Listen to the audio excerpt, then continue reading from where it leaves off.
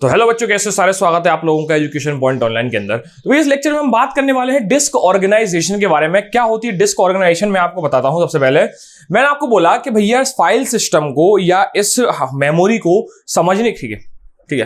तो मैंने आपको बोला कि भैया इस फाइल सिस्टम को समझने के दो पहलू होते हैं। एक होता है फिजिकल यूनिट, और एक होता है लॉजिकल यूनिट। क्या होता है भैया? Logical unit. ठीक है भैया। फिजिकल यूनिट क्या होती है? फिजिकल यूनिट वो होती है जहां पर हम डेटा रखते हैं, और लॉजिकल यूनिट वो होती है जो डेटा को रखने वाली जगह को मैनेज करता है। ठीक है भैया, ये मेरा लॉजिकल यूनिट है, ये इस जगह को मैनेज करने वाला व्यक्ति है। ठीक है भैया, ठीक है, ये चीज समझ में आई। तो अब इस वीडियो के अंदर हम पूरी तरीके से इस फिजिकल यूनिट के बारे में बात करने वाले हैं। ठीक है भैया, चलो तो एक काम करते हैं, धीरे धीरे शुरू करते हैं।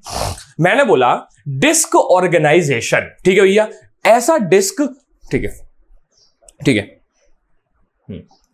तो मैंने बोला disorganisation. Disorganisation basically उसको रेफर करते हैं कि हम कैसे डेटा को फिजिकली अरेंज कर रहे हैं और लॉजिकली अरेंज कर रहे हैं। ये चीज हम डिस्क ऑर्गेनाइजेशन के अंदर देखते हैं। ठीक है भैया, दोबारा सुनो मेरी बात। मैंने क्या बोला कि हमारी जो डिस्क होती है वो कुछ इस तरीके की दिखती है। क्या है मेरी? ये हार्ड डिस्क है। ठीक है भैया, जब आप हार्ड डिस्क के पुर्जे खोलोगे तो आपको अंदर से वो कुछ इस तरीके का दिखेगा। ठीक है भैया, इसके ऊपर हम डेटा को स्टोर करते हैं फिजिकली। ठीक है भैया, तो इसके ऊपर चीजें कैसे अरेंज होती है, क्या उसका स्ट्रक्चर होता है, ये हम इस वीडियो के अंदर देखने वाले हैं। ठीक है भैया, उस स्ट्रक्चर को कैसे ऑपरेटिंग सिस्टम के पास परमिशन होती है, वो कैसे स्टोर करे, कैसे लोकेट करे, कैसे डेटा को रिट्रीव करे, ये इस स्ट्रक्चर के अंदर कुछ ऐसा बनाया जाता है कि ताकि ऑपरेटिंग सिस्टम इस जगह से हमारे डेटा को आसानी से एक्सेस कर पाए। ठीक है भैया, क्या इतनी बात समझ में? ठीक है भैया, चलो तो हमको समझ में आया कि इस तरीके से कुछ हमारी हार्ड डिस्क दिखती है।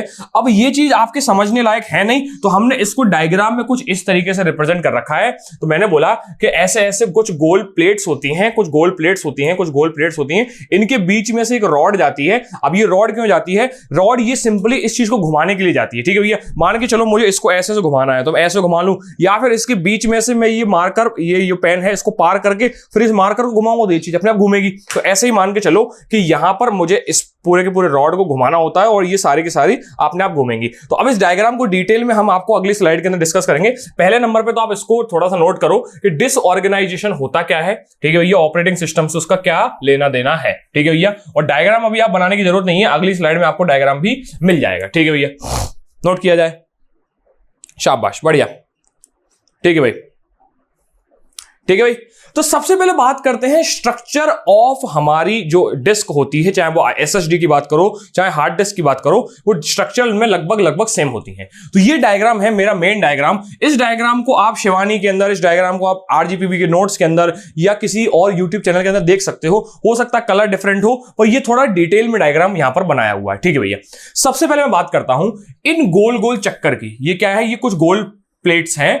इन प्लेट्स को प्लेटर्स बोला जाता है। क्या बोला जाता है भैया? प्लेटर्स बोला जाता है। ठीक है भैया, ये प्लेटर क्या होती है? इन प्लेटर के ऊपर मेरा डेटा स्टोर होता है। अब इन प्लेटर के ऊपर डेटा मेरा कहां स्टोर होता है? ट्रैक्स के ऊपर। क्या होता है भैया? ट्रैक्स के ऊपर। आपने रेस देखी है? रेस, ओलंपिक्स में रेस जो होती है, तो आपने देखा होगा ऐसा गोल ओवल सा ग्राउंड होता है, इसके ऊपर ट्रैक्स बने होते हैं। कहां पर जो धावक होते हैं, जो रनर्स होते हैं, वो इन ट्रैक्स के ऊपर दौड़ते हैं। क्या इतनी बात समझ में आई? तो ऐसे ही मान के चलो कि जो मेरा जो डेटा होता है वो इस प्लेटर्स के ऊपर, ट्रैक के ऊपर रहता है। ट्रैक कैसे होते हैं? कंसेंट्रिक सर्कल के फॉर्म में होते हैं। ऐसा सर्कल के अंदर सर्कल, इनको कंसेंट्रिक सर्कल बोला जाता है। ठीक है भैया, तो ये जो लाइन दिख रही है ना, इस लाइन के ऊपर मेरा डेटा होगा गोल गोल आकार में। ठीक है भैया, तो मान के चलो कि ये मेरी पूरी की पूरी प्लेट है, ऐसा मान के चलो। किसको दिखाऊं यार एग्जांपल देने के लिए? कुछ है नहीं। ठीक है भैया, ये है। ठीक है भैया, मेरे पास ये क्रीम रखी हुई है। इस क्रीम को आप समझ सकते हो कि मान लो ये मेरी प्लेटर है, तो इस प्लेटर में आप मान के चलो कि ये जो उभरा आपको हिस्सा दिख रहा है ना, इस हिस्से के ऊपर आपको क्या रखा हुआ है? डेटा रखा हुआ है। क्या धन्यवाद समझ में? ठीक है भैया,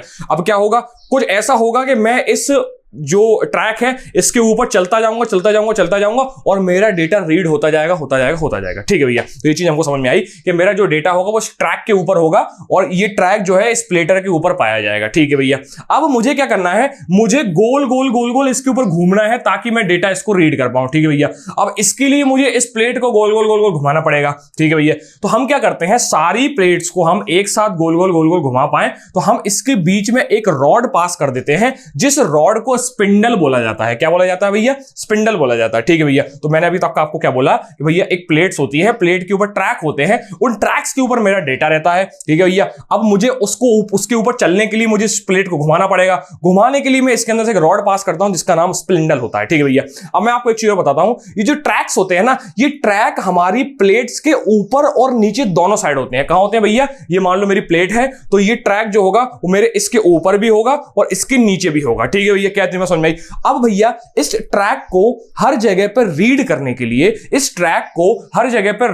लिए, मेरे पास दो रीड और राइट हेड होते हैं। ठीक है भैया, बेसिकली मान के चलो अगर ये मेरी प्लेट है तो इसके ऊपर और इसके नीचे इस तरीके से कुछ रीड और राइट ऐसे दो बीक्स निकली होती हैं। जब ये घूमेगा तो पर्टिकुलरली इसको ये क्या करेगा? रीड करता जाएगा। आपने वो पुराने जमाने के म्यूजिक सिस्टम देखे, ग्रामोफोन जिनको बोला जाता है, ऊपर से ऐसा बहुत बड़ा सा एक छाता सा निकला रहता है, फिर वो ऐसे इस चीज से कवर होता है, फिर यहां पर एक वो सीडी घूम रही होती है, उस पर एक तार ऐसा छोटा सा लगा होता है, तो ये सीडी ऐसे घूमती है। ठीक है, देखा था आपने? ठीक है, तो यहां पर क्या होता है, ये जो निडल होती है ना, इसके ट्रैक के ऊपर लगा हुआ गाना को सुनाती है। ठीक है भैया, तो बिल्कुल ऐसे मान के चलो कि क्या होगा भैया, मान लो मैं इस ट्रैक के ऊपर हूं, तो होगा क्या, ये जो रीड राइट हेड है वो अभी इस समय पर्टिकुलरली इस पर्टिकुलर ट्रैक को रीड कर रहा है, ये चीज घूम रही है। ठीक है भैया, अब हो सकता है हमारा डेटा ट्रैक के थोड़ा अंदर रखा हो, तो ये थोड़ा सा अंदर हो जाएगा, तो इसका मतलब वो अंदर वाले ट्रैक को रीड कर रहा है। जैसे बाहर चला जाएगा, इसका मतलब वो बाहर वाले ट्रैक को रीड कर रहा है। तो इसका मतलब ये है कि ये जो मेरी बीक्स है ना, जो मेरा रीड राइट हेड है ना, वो हो सकता है कभी प्लेट्स के अंदर चला जाए, कभी प्लेट्स के बाहर आ जाए, कभी प्लेट्स के अंदर आ जाए। ऐसा है, रिक्वायरमेंट पड़ती है कि डेटा मेरा किस ट्रैक के ऊपर रखा हुआ है। इस ट्रैक के ऊपर होगा तो कुछ इस तरीके से होगा। ठीक है, इस ट्रैक के ऊपर होगा तो कुछ इस तरीके से होगा। क्या है समझ में? ठीक है भैया, तो मैं अभी तक आपको चार चीजें बताई। मैंने आपको ट्रैक बता दिया, आपको प्लेटर्स बता दिया, आपको स्पिंडल बता दिया, रीड राइट हेड्स भी बता दिए हैं। ठीक है भैया, ये चीज हमको समझ में। तो काम करते हैं, डेफिनेशन में एक करके चीजों को देख लेते हैं।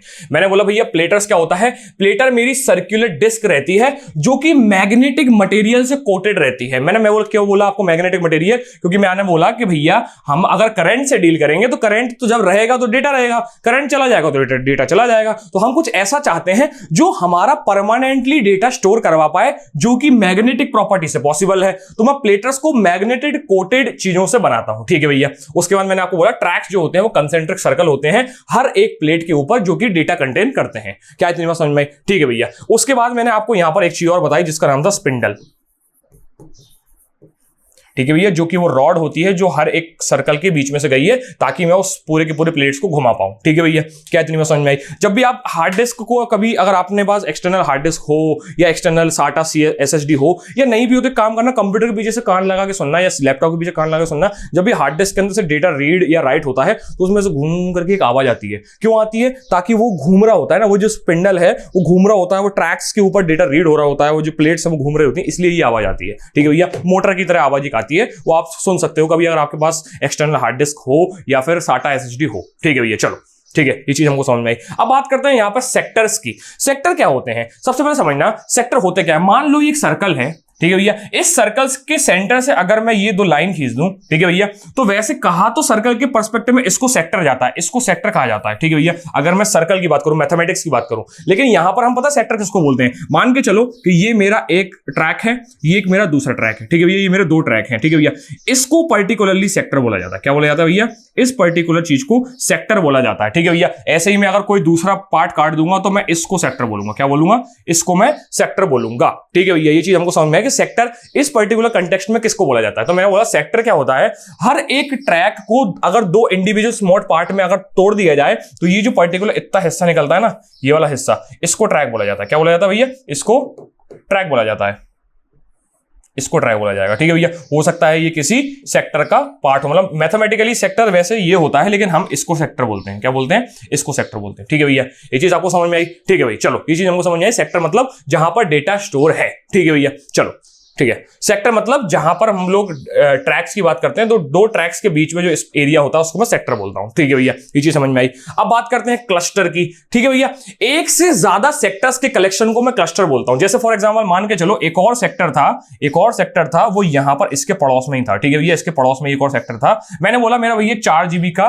एक गेम है, ये 4 GB का गेम दो सेक्टर्स के अंदर बटा हुआ है। ठीक है भैया, मैंने बोला 2 GB यहां पर है और 2 GB यहां पर है। हालांकि इतनी बड़ी स्पेस होती नहीं है, पर फिर भी मान के चलो कि 2 GB यहां पर है, 2 GB यहां पर है। तो मैं ये बोल दूंगा कि मेरा 4 GB का जो गेम है ना, एक 4 GB के क्लस्टर के अंदर है। कहां पर रखा हुआ है? क्लस्टर के अंदर है। क्या है तुम्हें समझ में? ठीक है, ये तो क्लस्टर भी समझ में आ गया। ठीक है भैया, इसके अलावा एक चीज होती है सिलेंडर। सिलेंडर क्या होता है मैं आपको ये बता देता हूं। सिलेंडर बेसिकली होता क्या है, मान के चलो ये एक मेरी प्लेटर है और ये एक मेरी दूसरी नीचे वाली प्लेटर है। ठीक है भैया, इसके ऊपर मान लो कोई ये पर्टिकुलर ट्रैक है, इसके ऊपर ये मान लो कोई पर्टिकुलर ट्रैक है। ठीक है भैया, मैं बोलता हूं इन दोनों ट्रैक की लोकेशन एग्जैक्टली सेम है। ठीक है भैया, इन दोनों ट्रैक्स की लोकेशन एग्जैक्टली सेम है। तो मान के चलो बिल्कुल बाहर से जस्ट एक अंदर वाला, ऐसे बिल्कुल बाहर से जस्ट एक अंदर वाला, अगर मैं इनकी एजेस को ऐसे ऐसे जोड़ दूंगा। ठीक है भैया, थोड़ा सा इसको मैंने नीचे वाले को गलत बनाया है, मैं इसको ढंग से बना देता हूं।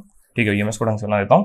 मैंने बोला ये, ठीक है भैया, ये मेरी प्लेटर है और ये बाहर वाला सर्कल है। ठीक है भैया, मैंने बोला बाहर से जस्ट एक अंदर वाला, यहां से भी बाहर से जस्ट एक अंदर वाला, अगर मैं इनकी एजेस को ऐसे जोड़ दूंगा तो मैं इसको सिलेंडर बोल देता हूं। किसको बोल देता हूं? ये जो अंदर वाला बना ना, इसको मैं सिलेंडर बोलता हूं। सिलेंडर की डेफिनेशन सिंपल सी ये है कि दो एग्जैक्टली सेम लोकेशन वाले ट्रैक की वर्टिकल अक्रॉस प्लेट्स। मतलब सिंपल सी बात समझना कि मैंने बोला कि ये क्या है, मेरी एक ट्रैक है, ये मेरा दूसरा ट्रैक है, इन दोनों के बीच का ये जो एरिया होता है इसको सिलेंडर बोला जाता है, या ये जो दोनों मिलकर बनाते हैं उसको सिलेंडर बोलते हैं। ठीक है भैया, इतना दिमाग लगाने की जरूरत नहीं है। क्यों? क्योंकि ये डायग्राम का बस मैं आपको डिस्क्रिप्शन दे रहा हूं। ठीक है, क्या दे रहा हूं भैया? डायग्राम का डिस्क्रिप्शन, ताकि आप डायग्राम को रटो नहीं, हर एक पार्ट जो है उसका आप मीनिंग समझो कि वो वहां पर क्यों है, उसका मतलब क्या है। ठीक है भैया, बस मैं वो आपको समझाना चाह रहा हूं। अब आपको सिलेंडर उसको अज्यूम देख के मान सकते हो या उसकी डेफिनेशन को पढ़ भी सकते हो। ठीक है भैया, इसको नोट करो पहले। ठीक है भाई, स्ट्रक्चर को नोट किया आपने।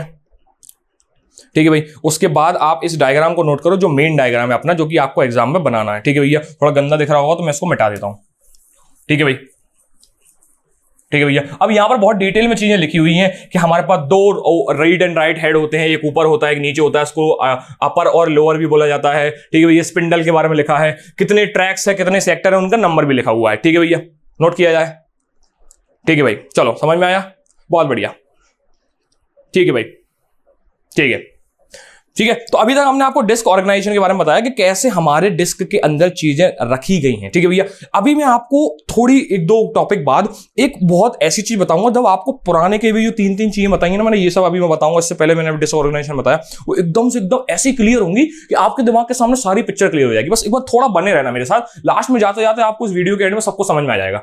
मैं बात करता हूं डिस्क की पार्टीशन की। मैं बात करूंगा किसकी? डिस्क की पार्टीशन की। ठीक है भैया, पार्टीशन क्या होता है? मैंने आपको बोला कि मान लो आपके पास आपका कॉलेज बैग है या फिर एक सूटकेस है। ठीक है भैया, मैंने बोला आपको एक काम करो, इसके अंदर सामान रखो। तो आप मुझसे बोलोगे क्या मैं पूरा सामान एक ही चेन के अंदर रख दूं? नहीं, आपके पास क्या होता है, आपके पास आपके बैग के अंदर काफी सारे कंपार्टमेंट्स होते हैं, चेन होती है। ठीक है भैया, मैंने बोला भैया सबसे बड़ी वाली चेन, ठीक है भैया, उसके अंदर एक छोटी चेन, ठीक है भैया, आगे वाली चेन, ठीक है, बगल में चोर वाली चेन, ठीक है भैया, जहां पर आप छोटी छोटी चेन रख देते हो। तो ये आपके बैग के अंदर चेन्स रहती हैं, तो आपने अपने बैग के छोटे छोटे कंपार्टमेंट बना दिए। ठीक है भैया, जो बड़ी किताबें या लैपटॉप होते हैं आप उसको बड़ी वाली चेन में रखते हो। ठीक है, जो छोटी किताब है, छोटी बुक्स होती हैं या छोटे मोटे पेपर्स होते हैं, वो आपको यहां पर रखते हो। ठीक है भैया, फिर उसके अलावा ईयरफोन, चार्जर्स, ठीक है भैया, और भी केबल्स होती है, वो आप उसको यहां पर रखते हो। वाटर बोल्टर्स को साइड में रखते हो। ठीक है भैया, कोई छोटे छोटे पैसे हुए, चिल्लर हुए, वो आप यहां पर चोर चेन में रखते हो। ठीक है भैया, तो भैया आपका जैसा डेटा, आपकी जैसी रिक्वायरमेंट, ठीक है भैया, आप उस हिसाब से इस बैग को यूज करते हो। क्या इतनी बात आपको समझ में आई? ठीक है भैया, तो ऐसे ही मानना, ऐसे ही बिल्कुल सिमिलर तरीके से ये मानना कि मैंने बोला कि मेरी हार्ड डिस्क है, इस हार्ड डिस्क के मैं कुछ पार्टीशन कर देता हूं। ये मेरी हार्ड डिस्क है, इस हार्ड डिस्क के मैं कुछ पार्टीशन कर देता हूं। मेरा जिस तरीके का डेटा होगा उस तरीके की जगह पे मैं उस पर्टिकुलर डेटा को रखूंगा। अब कैसा कैसा पार्टीशन होगा, क्या क्या उसके अंदर होगा, मैं भी आपको बताऊंगा। हमारे पास हार्ड डिस्क के मेनली 4 डिवीजन होते हैं। क्या होते हैं? मेनली 4 डिवीजन होते हैं। ठीक है भैया, इन 4 डिवीजन को प्राइमरी पार्टीशन बोला जाता है। क्या बोला जाता है? Primary partition. तो मैंने बोला कि ये मेरी हार्ड डिस्क थी, ठीक है भैया, ये मेरी हार्ड डिस्क ड्राइव थी, इसके मैंने 4 हिस्से किए, हर एक हिस्से को प्राइमरी पार्टीशन बोला जाता है। ये primary partition basically operating system की इंफॉर्मेशन को होल्ड करता है। मतलब मुझे जब भी ऑपरेटिंग सिस्टम रखना होता है, मैं इस प्राइमरी पार्टीशन के अंदर रखता हूं। हालांकि जब भी आपका कंप्यूटर एक ऑपरेटिंग सिस्टम को यूज कर रहा होता है, तो आपकी पूरी की पूरी हार्ड डिस्क एक प्राइमरी पार्टीशन का काम करती है। मतलब भैया यहां पर इकलौता ऑपरेटिंग सिस्टम चालू है इस समय। लेकिन अगर मैं बोला जाऊं कि मैक्सिमम मैं एक कंप्यूटर के अंदर कितने ऑपरेटिंग सिस्टम डाल सकता हूं परमानेंटली परसिस्टेंट, तो यहां पर 4 पार्टीशन मेरे काम करते हैं। ठीक है भैया, तो यहां पर मैं एक OS 1, एक एक OS1, एक OS2 और एक OS3 और एक OS4 में ऐसे डाल सकता हूं। ठीक है भैया, क्या इतनी बात समझ में आई? जैसे मैं अपने कंप्यूटर का एग्जांपल दूं तो मेरे पास दो पार्टीशन है, एक साइड लिनक्स है और एक साइड विंडोज है। क्या इतनी बात समझ में आई? तो ऐसे ही आप अपने कंप्यूटर्स के अंदर मैक्सिमम 4 पार्टीशन बना सकते हो। क्या इतनी बात आपको समझ में आई?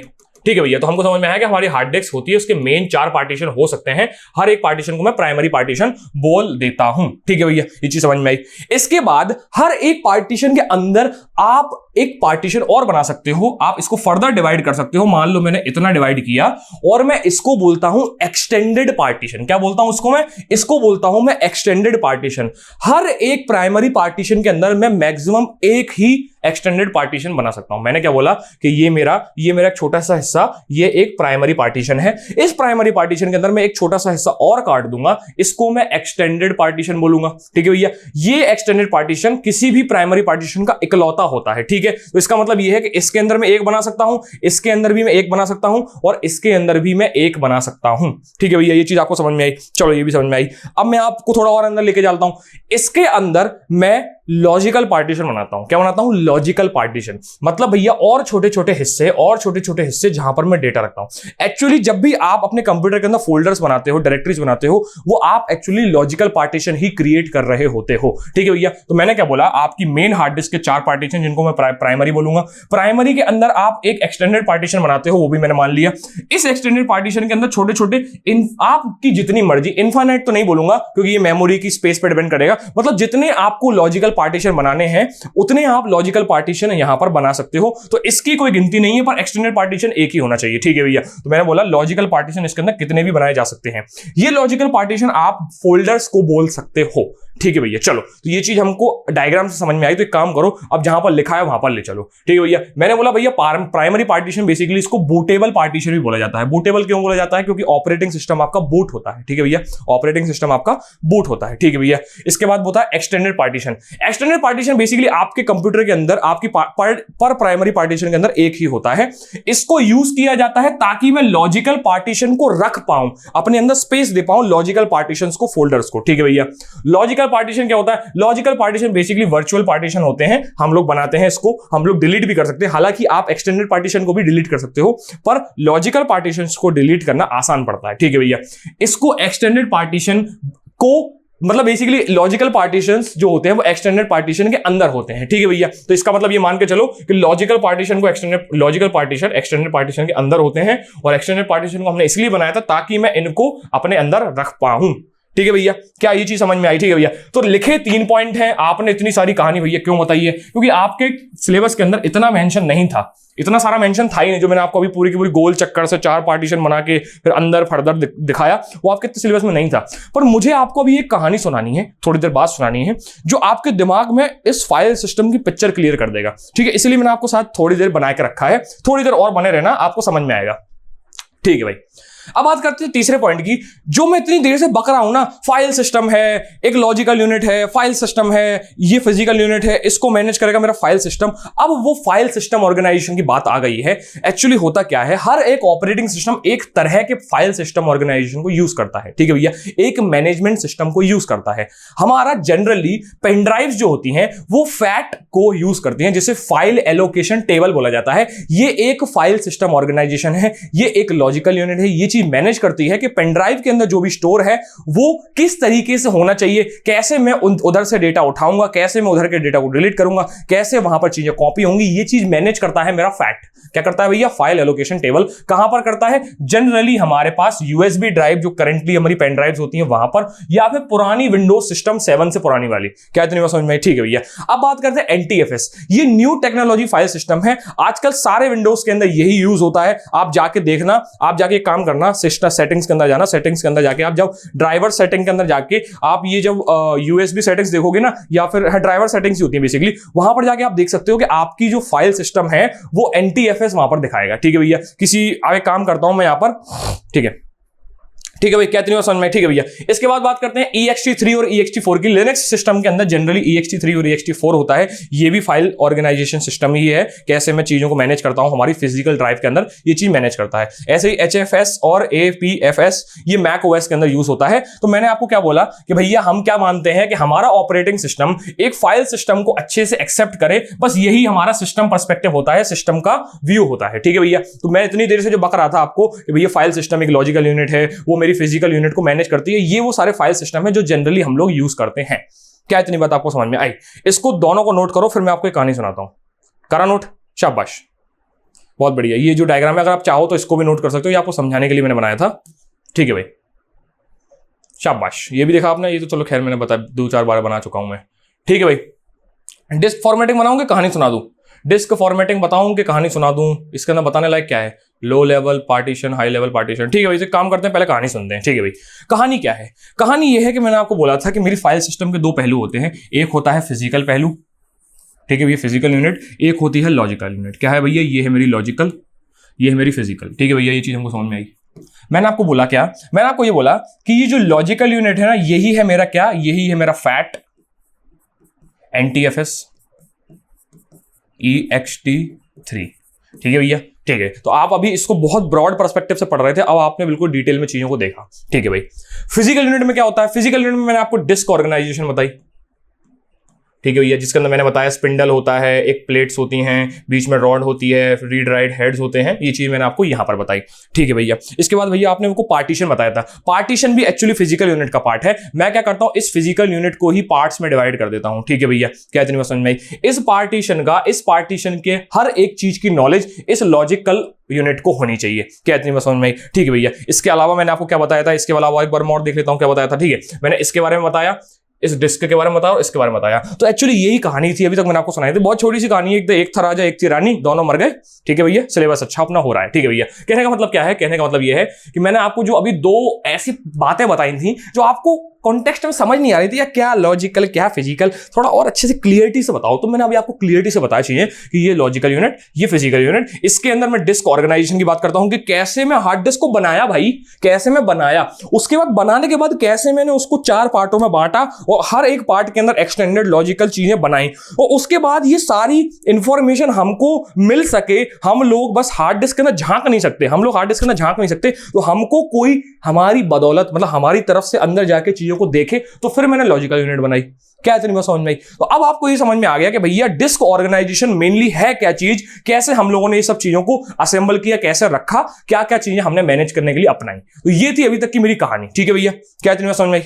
बहुत बढ़िया, चलो बहुत बढ़िया, बहुत बढ़िया। चलो बात करते हैं डिस्क फॉर्मेटिंग की। डिस्क फॉर्मेटिंग का सिंपल सा मतलब यह है कि मैं आपको बस ये बोलता हूं कि हम लोगों ने एट द एंड किया क्या, वो जो कहानी बताई, वो इस कहानी का लास्ट में जो संक्षिप्त में, मतलब बिल्कुल ब्रीफ में डिस्क्रिप्शन ये है कि मैं क्या कर रहा हूं, मैं अल्टीमेटली अपनी हार्ड डिस्क को फॉर्मेट कर रहा हूं। क्या कर रहा हूं? हार्ड डिस्क को फॉर्मेट कर रहा हूं। कैसे फॉर्मेट कर रहा हूं? मैंने क्या बोला, मैंने सबसे पहले मैन्युफैक्चर क्या किया होगा, मैंने सबसे पहले मैन्युफैक्चर किया होगा मेरी हार्ड डिस्क। ठीक है भैया, तो हार्ड डिस्क के अंदर मैंने क्या बनाया कि मैंने प्लेटर्स बनाए। ठीक है भैया, उसके ऊपर ट्रैक्स बनाए, उसके बाद सेक्टर्स बनाए, उसको बीच में से रॉड में से डाला, फिर रीड राइट हेड्स बनाए। तो मैंने सबसे पहले लो लेवल फॉर्मेटिंग करी। सबसे पहले मैंने हार्ड डिस्क को क्रिएट किया, बनाया। ठीक है भैया, उसके बाद मैंने क्या किया, उसके बाद मैंने हार्ड डिस्क के पार्टीशंस बनाए। ठीक है भैया, कि चीजें रखोगे तो स्पेसिफिकली कहां रखोगे। ठीक है भैया, चलो उसके बाद क्या किया, उसके बाद मैंने फाइल सिस्टम बनाया कि भैया अब जो अंदर बन गया है, जो स्ट्रक्चर बन गया है, उसको नेविगेट करवाना, उसको मैनेज करवाना भी तो किसी को करना पड़ेगा। तो फिर मैंने एक फाइल सिस्टम इंस्टॉल करवाया। तो ये कहानी एकदम ब्रीफ में थी, जो मैंने अभी आपको पहले जो डायग्राम से कहानी समझाई, ये वो कहानी बिल्कुल ब्रीफ में थी। ठीक है भैया, ठीक है। चलो, तो इसको आप नोट कर सकते हो, चाहो तो उस डायग्राम के बगल में इन थ्योरी को लिख लो, या फिर थ्योरी के बगल में डायग्राम लिख लो।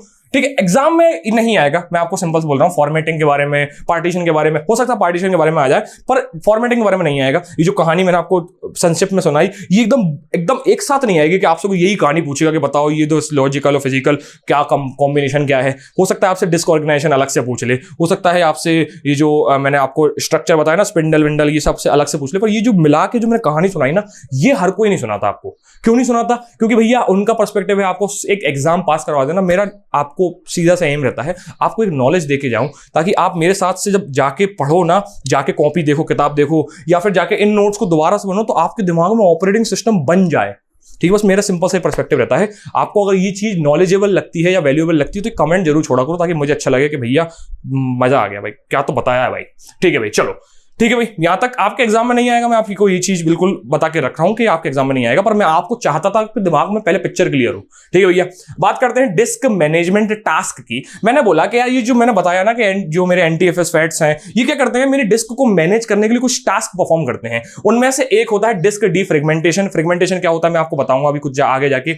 इसके बाद होती है डिस्क शेड्यूलिंग, मतलब जब भी मैं उस फाइल उस फोल्डर के अंदर या फिर उस पर्टिकुलर हार्ड डिस्क के अंदर ढूंढता हूं किसी चीज को, रीड करने की कोशिश करता हूं, तो वो किस ऑर्डर में किस रास्ते को अपनाते हुए मेरी पर्टिकुलर फाइल तक पहुंचता है, ये होता है डिस्क शेड्यूलिंग। ठीक है भैया, और उसके बाद रिडंडेंट एरे वेरे आपके सिलेबस में नहीं है, तो ना हम ज्यादा इतने चोचलों में पढ़ेंगे ही नहीं। ठीक है भैया, ये भी आपके एग्जाम में आएगा नहीं, ये पॉइंट भी एग्जाम में नहीं आएगा। हाँ, इसके पर्टिकुलरली ये आ सकता है, इसके पर्टिकुलरली ये आ सकता है, पर ये ऐसे ब्रॉड वे में नहीं पूछेगा। ठीक है भैया, तो आप इसको चाहे इग्नोर मार दो, इसको चाहे इग्नोर मार दो, बस आपको समझाने के लिए 2-3 पॉइंट मैंने लिखे थे। ठीक है भैया, चलो